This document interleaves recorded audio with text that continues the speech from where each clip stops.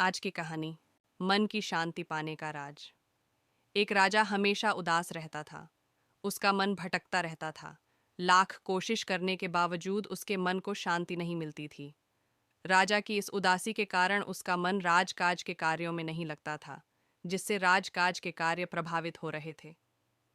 राजा के दरबारी व मंत्री भी राजा की इस समस्या का समाधान नहीं कर पा रहे थे। एक बार उसके नगर में एक भिक्षु आया। भिक्षु के ज्ञानपूर्वक उपदेश से राजा बहुत प्रभावित हुआ। उसने भिक्षु से पूछा, मैं राजा हूँ, मेरे पास सब कुछ है, किंतु फिर भी मेरे मन में शांति नहीं है। मुझे क्या करना चाहिए? भिक्षु ने राजा की बात पर गौर किया और फिर कुछ सोचकर बोले, राजन, आप प्रतिदिन भेष बदलकर अपनी प्रजा के बीच में जाएं और यह जानने की कोशिश करें कि प्रजा का क्या हाल है और आपका राज्य कैसा चल रहा है। राजा ने भिक्षु की बात मानी और प्रतिदिन भेष बदलकर प्रजा के बीच जाने लगा। प्रजा के बीच जाने से राजा को बहुत हैरानी वाली बातें पता लगा। उसे पता चला कि प्रजा बहुत दुखी है। उसके राजकाज के कार्यों में कम दिलचस्पी लेने की वजह से राज्य के अधिकारी लापरवाह और रिश्वतखोर हो गए हैं। जमाखोरों की वजह से दैनिक कार्यों की मूलभूत वस्तुओं के भाव बढ़ने से महंगाई बढ़ गई है।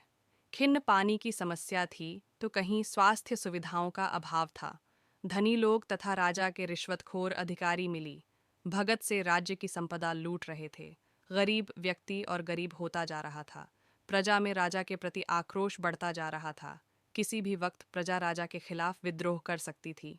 यह सब जानकार राजा तुरंत सब कुछ भूलकर राजकाज के कार्यों में झूठ गया। रिश्वतखोर अधिकारियों को गिरफ्तार कर जेल में डाल दिया। जमाखोरों के गोदामों पर छापे मारकर सारा माल जब्त किया गया।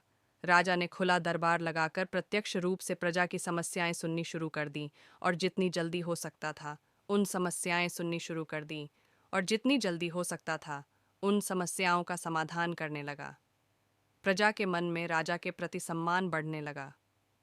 कुछ दिनों बाद भिक्षु राजा से मिला और पूछा, राजन, आपको कुछ शांति प्राप्त हुई? राजा बोले, मुझे पूर्ण रूप से शांति तो नहीं मिली, किंतु जब से मैंने अपनी प्रजा के दुखों के बारे में जाना है, मैं उनके दुख निवारण में लगा हूँ।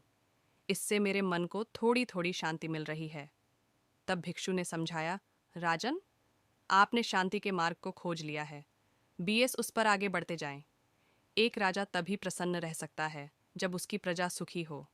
कक्षा का सारा यह है कि देश के शासकों को आम जनता के दुख तकलीफों के बारे में गहराई से जानना चाहिए और उनका निवारण करना चाहिए,